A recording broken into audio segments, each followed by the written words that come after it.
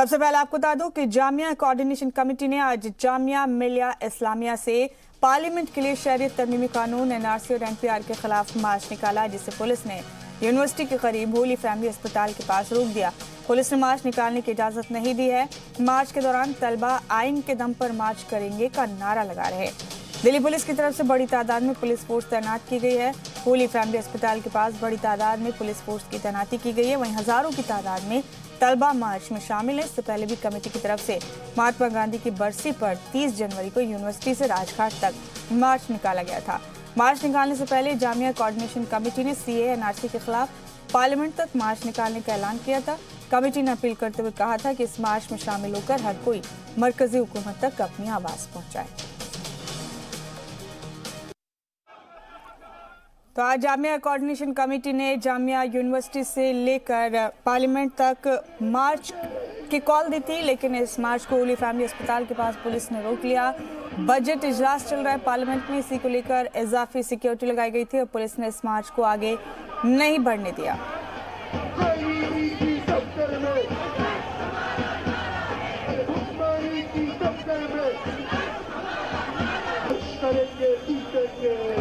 तस्वीरें जामिया यूनिवर्सिटी की आप देख रहे हैं इस वक्त अपनी टीवी स्क्रीन पर।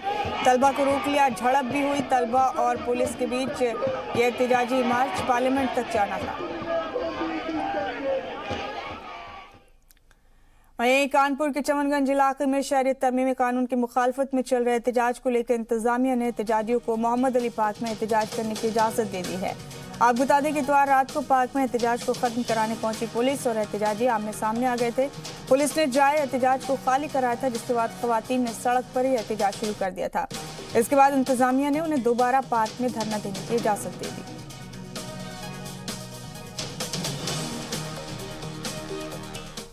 समझाया, बताया तो एग्री तो की, लेकिन उनका ये कहना है कि ये जो लोकल लोग हैं अब उसके बाद नहीं आएंगे, अभी हमको आप यहाँ पर बैठने दीजिए और उसके बाद से फिर हम आपसे बात करते हैं, फिर इस पर हम दोबारा बात करें। सर, थाने वालों पर कार्यवाही उनको हमने पाबंद भी किया है, 149 का नोटिस भी दिया है उनके विरुद्ध, ये देख करके कि हाँ भाई वास्तव में उकसाया कि इनकी गलतफहमी है कि इनका, चूँकि यहाँ पर कई चीज़ें हैं। कोई आदमी कह रहा है कि भाई वो दिल्ली और शाहीन बाग, कुछ और लखनऊ, और ये तो तमाम चीज़ें एक माहौल की हैं, तो वो सब विषय जांच का रहेगा, उस पर जांच करके कार्रवाई की जाएगी। वहीं कानपुर में सीए और एनआरसी को लेकर बवाल करने के इल्जाम में 3 मुलजिमीन को पुलिस ने गिरफ्तार किया है। पुलिस ने तीनों एहतजाजियों को गिरफ्तार करके जेल भी भेज दिया है। वीडियो फुटेज की बुनियाद पर पुलिस ने तीनों मुलजिमीन की पहचान की थी। पुलिस अब तक 15 मुलजिमीन को जेल भेज चुकी है।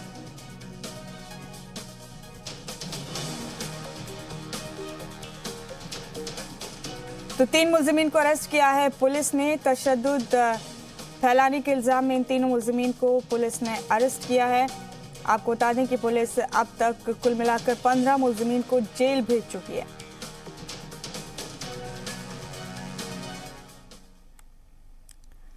शहरियत तरमीमी कानून बन चुका है, या यूं कहिए कि इस कानून को बने हुए तकरीबन 2 माह हो चुके हैं, लेकिन इस कानून की मुखालफत अभी तक जारी है। अब दिल्ली पुलिस ने मंडी हाउस के बाहर सीएए के खिलाफ एहतजाज करने की इजाजत नहीं दी है। पुलिस के मुताबिक इस वक्त पार्लियामेंट में बजट इजलास चल रहा है, जिसकी वजह से एहतजाजियों को सीएए के खिलाफ एहतजाज करने की इजाजत नहीं दी गई।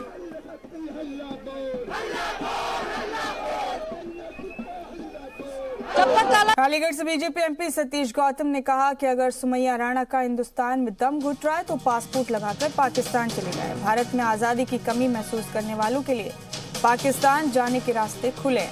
आपको बता दें एमपी सतीश गौतम का ये बयान तब आया जब एएमयू में हफ्ते को शायर मुनव्वर राणा की बेटी सुमैया राणा ने कहा था कि हिंदुस्तान में अब दम घुटने लगा है।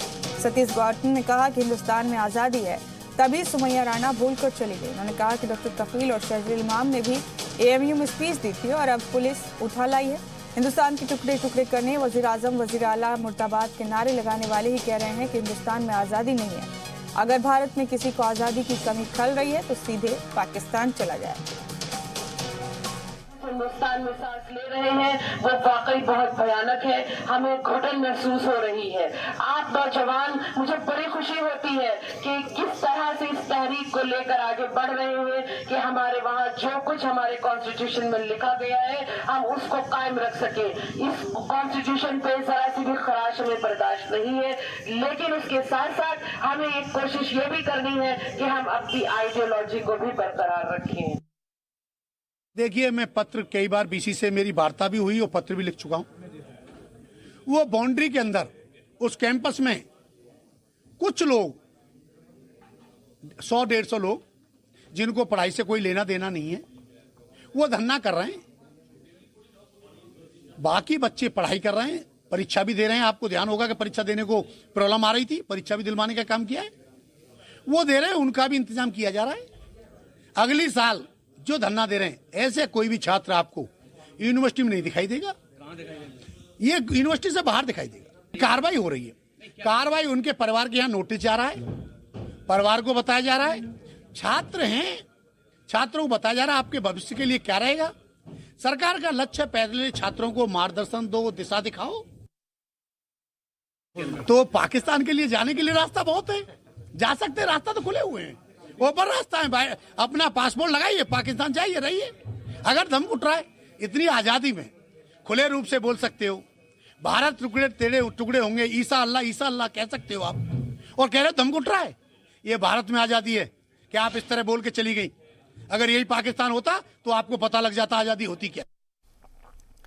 मशहूर शायर मुनव्वर राना की बेटी सुमैया राना ने कहा है कि उनके बयान को गलत तरीके से पेश किया गया है। उन्होंने कहा कि उन्होंने कहा था कि बीजेपी हुकूमत में मुल्क का माहौल खराब हो गया है और मुल्क में दम घुट रहा है। साथ ही उन्होंने बीजेपी एमपी सतीश गौतम के बयान को लेकर उन पर भी जवाबी हमला किया। मशहूर शायर मुनव्वर राना की बेटी सुमैया राना का एक बयान फिलहाल चर्चाओं में है। ये बयान कंट्रोवर्शियल है या नहीं है और किस कंटेस्ट में दिया गया यह बयान है, बात करने के लिए खुद सुमैया राना हमारे साथ हैं। मैम, आपका एक बयान है जिसमें आपने कहा है कि इस देश में दम घुट रहा है। इस बयान को क्या हम कंट्रोवर्शियल बयान कहें आपका, और इस बयान के पीछे मकसद क्या था, क्यों आपने इस तरह का बयान दिया?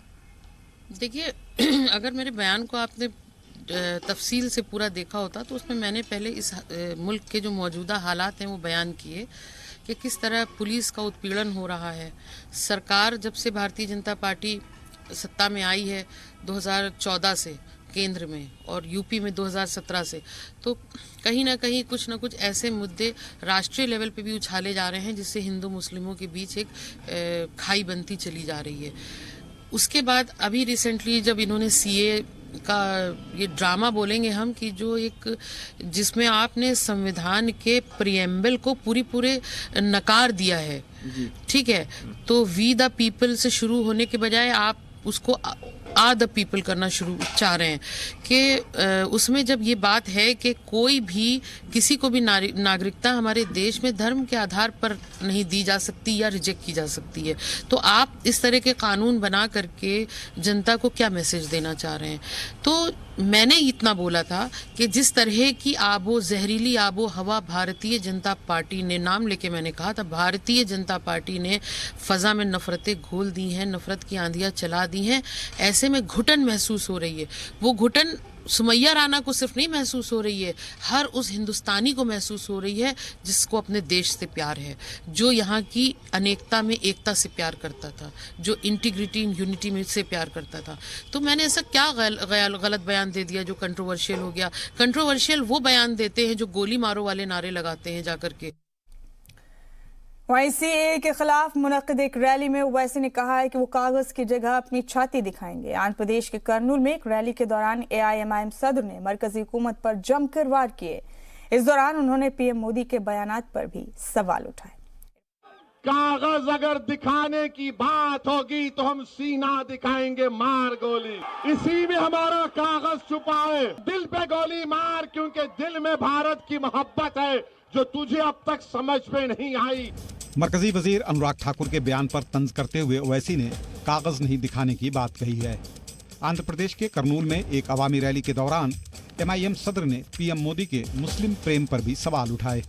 पार्लियामेंट में नरेंद्र मोदी कहते हैं कि मैं भारत के मुसलमानों को मुसलमान नहीं इंडियन देखता हूं। आपके कैबिनेट का वजीर कहता है कि देश के गद्दारों को गोली मारो सालों को। उसके पैगाम पर अमल करने के लिए गोली चलाता है। नरेंद्र मोदी, आप वजीर आजम हैं, मैं आपसे पूछना चाहते हैं, कहां गई आपकी मोहब्बत? फ्रंटियर गांधी खान अब्दुल गफ्फार खान के साथ की तस्वीर मांगते हुए ओवैसी ने कई सवाल किए। उन्होंने कहा कि हुकूमत जब अपनी यादगार तस्वीरों को नहीं दिखा पा रही है तो वे कागज कहां से लाएंगे। देखो, ओवैसी नरेंद्र मोदी से कह रहा है कि फ्रंटियर गांधी के अगर पैर छुए तो उसकी फोटो दिखाओ।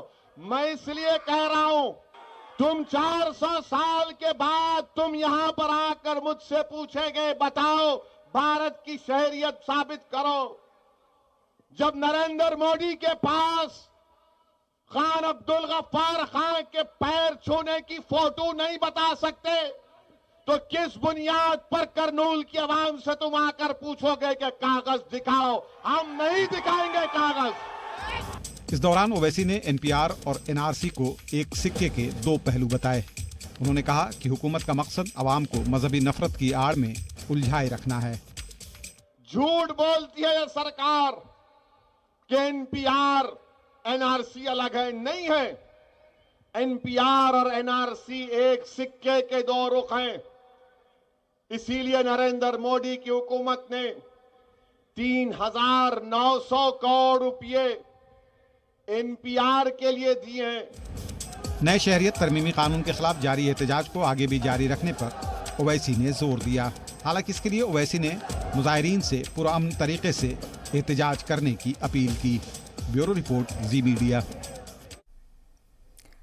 राम मंदिर, ट्रिपल तलाक, आर्टिकल 370 और सीएए के बाद बीजेपी का अगला निशाना बुर्का है। और ये हम नहीं, खुद यूपी हुकूमत के दर्जा हासिल वजीर रघुराज सिंह कह रहे हैं। मुतनाज़ा बयानों की पहचान बन चुके रघुराज सिंह नकाब पर बैन की मांग की तो मजहबी रहनुमाओं ने हुकूमत से नफरत फैलाने वालों पर ही बैन लगाने की मांग की है। रिपोर्ट देखिए। तूफान तो इस शहर में अक्सर आता है, देखें अब कि किसका नंबर आता है। उर्दू के मशहूर शायर राहत इंदौरी के इसी मजमून पर बीजेपी एक के बाद एक कदम बढ़ाती नजर आ रही है। तलाक सलासा, आर्टिकल 370 और शहरियत तरमीमी कानून के बाद बीजेपी लीडरान ने बुर्के को भी निशाना बनाना शुरू कर दिया है। डरते हो कि वंशज ही बुर्का पहन सकते हैं, आम आदमी बुर्का नहीं पहनेगा। यूपी के दर्जा हासिल वजीर के बयान का असल मकसद पूछते मुस्लिम तबके का ये अंदाज कई सवाल पैदा करता है। हिंदुस्तानी सकाफत की शनाख्त कर रहे पर्दे को लेकर रघुराज को बीजेपी एमएलए संगीत सोम की भी हिमायत मिल गई। मैं तो इस बात को भी कहूँगा देश की सरकार से, क्योंकि बुर्का पे प्रतिबंध लगाना चाहिए, क्योंकि बुर्का के बेस में आतंकवादी घुस जाते हैं हमारे देश में, इसलिए बुर्का पे भी प्रतिबंध लगना चाहिए। मुस्लिम मुखालिफ बयान देने को लेकर मुस्लिम खवातीन भी नाराज नजर आईं। उनका कहना है कि बीजेपी सबका साथ, सबका विकास और सबके विश्वास की बात करती रही है, लेकिन हुकूमत अपने वुज़रा को नफरत फैलाने की छूट दे रखी है। एएमयू का नाम बदलने से लेकर मुसलमानों को मार भगाने जैसे बयान देने वाले रघुराज पर हुकूमत और पुलिस इंतजामिया भी मेहरबान है। नहीं तो हुकूमत मुखालिफ बयान देने वाले डॉक्टर कफील को मुंबई से ढूंढ निकालने वाली पुलिस आइन मुखालिफ बयान देने वाले रघुराज पर खामोश नहीं रहती। ब्यूरो रिपोर्ट, जी मीडिया। वहीं प्रमोशन में रिजर्वेशन का मुद्दा एक बार फिर गरमाया हुआ है। सुप्रीम कोर्ट के फैसले के बाद ऑपोजिशन ही नहीं, एनडीए की हामी पार्टी ने भी मरकजी हुकूमत से दखल देने का मुतालबा किया है। और वहीं तमाम एग्जिट पोल्स के अंदाजे के मुताबिक दिल्ली में केजरीवाल हुकूमत बनने जा रही है, लेकिन एग्जिट पोल्स के अंदाजों पर खुशी मनाने के बजाय आम आदमी पार्टी कभी ईवीएम को लेकर सवाल उठा रही है तो कभी इलेक्शन कमीशन पर शक जता रही है। आम आदमी पार्टी ने दिल्ली इंतखाबात की फाइनल वोटिंग फीसद जारी करने में हुई देरी को लेकर बीजेपी और ईसी पर निशाना साधा है। बीजेपी ने पूछा है कि आम आदमी पार्टी को किस इदारे पर यकीन है।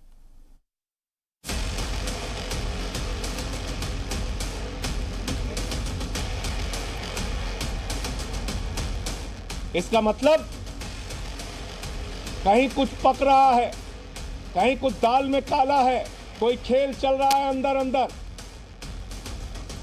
ईवीएम पे सवाल उठा दिया तो प्रतिशत नहीं बताया। पहले ईवीएम पर सवाल,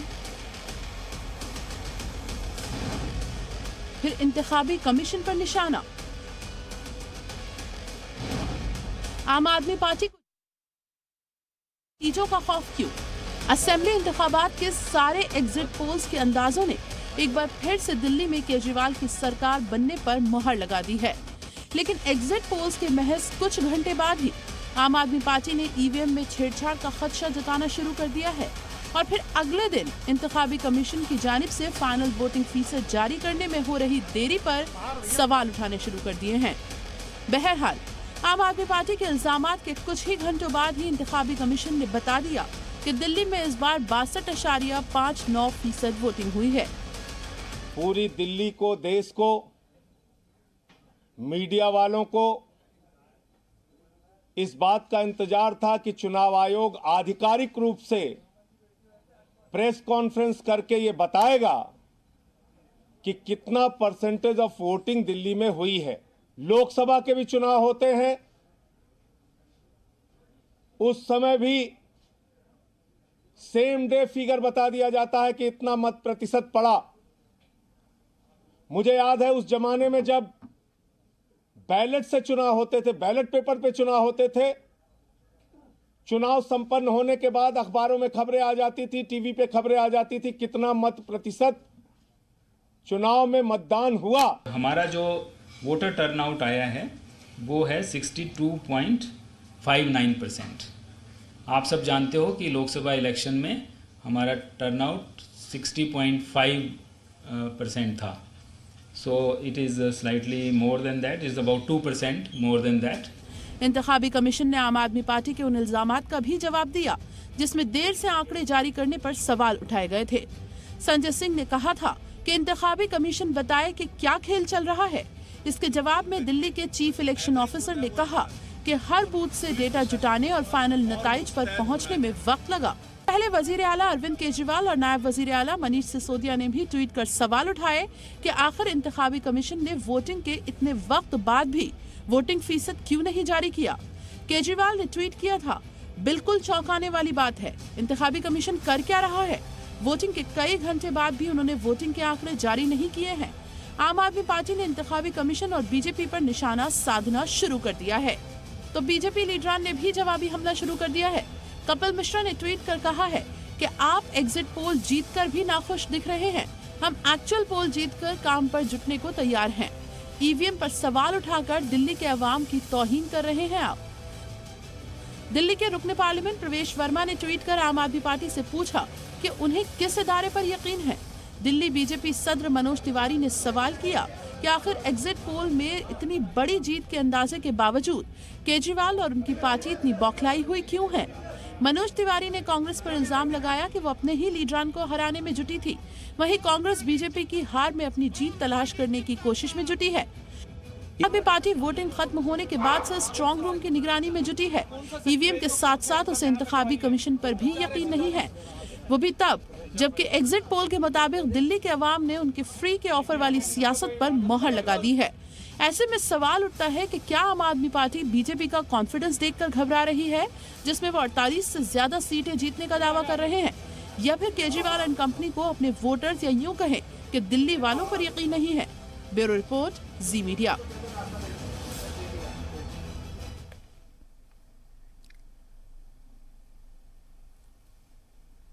और आम आदमी पार्टी को सिर्फ ईसी से शिकायत नहीं है, ईवीएम को लेकर भी आम आदमी पार्टी के लीडर संजय सिंह ने वीडियो ट्वीट कर सवाल उठाए हैं। ईसी ने आम आदमी पार्टी के इल्जामात को न सिर्फ खारिज किया बल्कि इन इल्जामात का जवाब भी दिया है।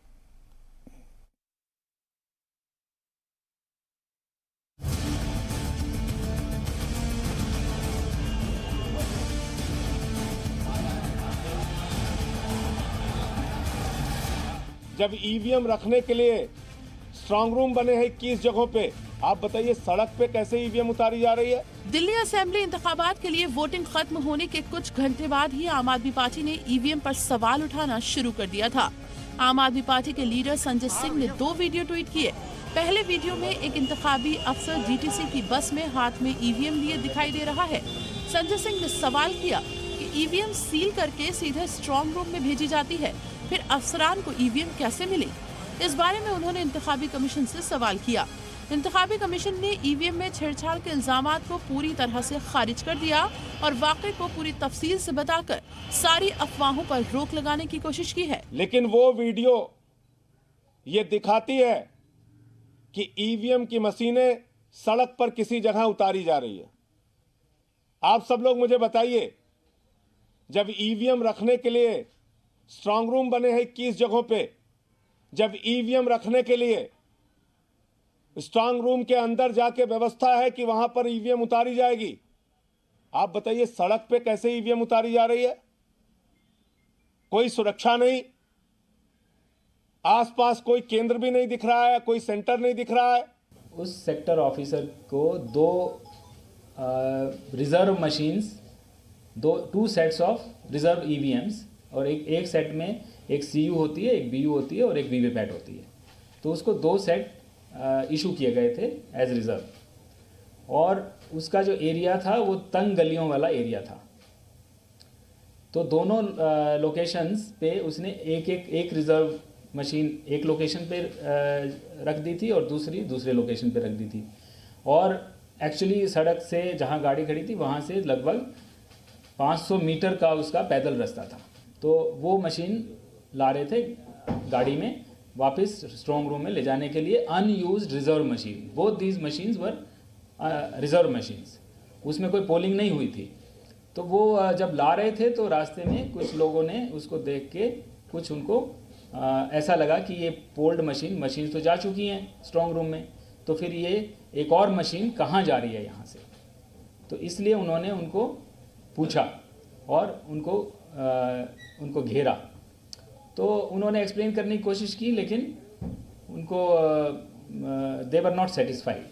दिल्ली के chief election officer Ranbir Singh ने कहा कि जिन ईवीएम को लेकर हंगामा हुआ उसे उसी वक्त लोगों की मौजूदगी में एक अलग रूम में सील कर दिया गया था और उसकी वीडियोग्राफी भी कराई गई है।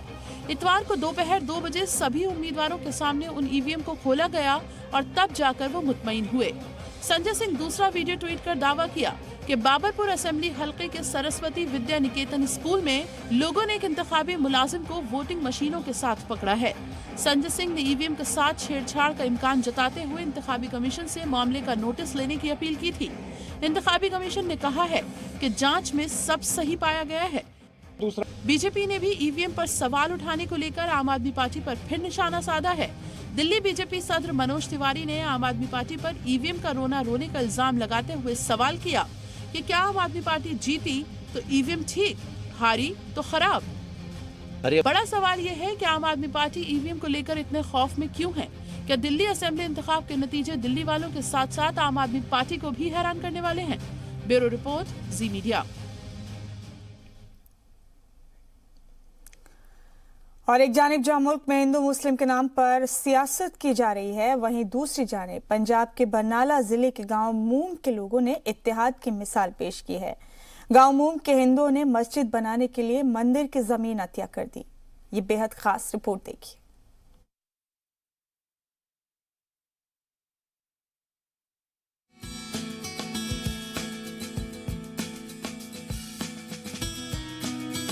यहाँ अजानों से सुबह होती है और आरती से शाम।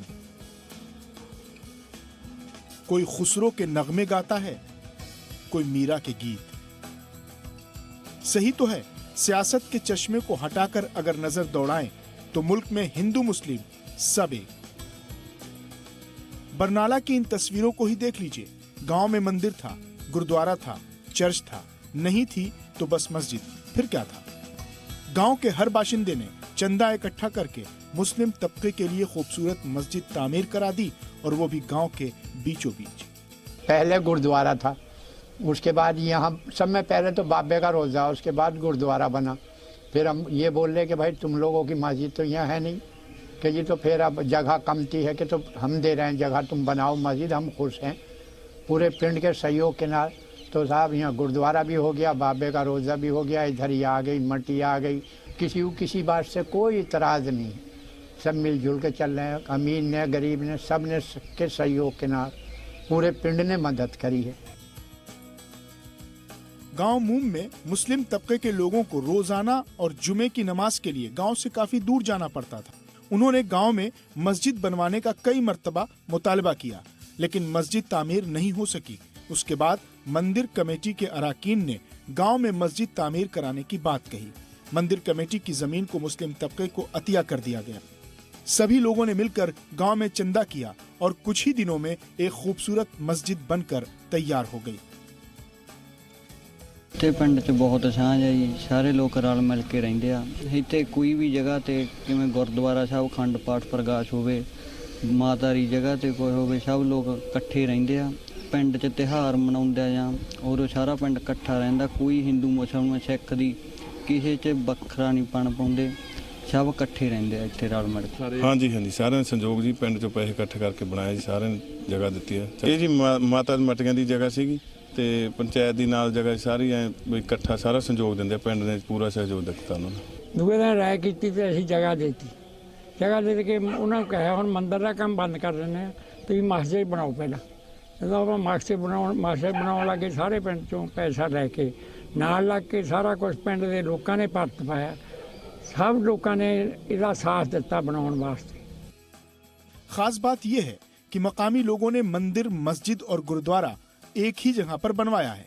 लोगों का मानना है कि हम सब एक हैं, इसलिए हमारी इबादतगाह का रास्ता भी एक ही होना चाहिए। जी मीडिया के लिए बरनाला से देवेंद्र शर्मा की रिपोर्ट।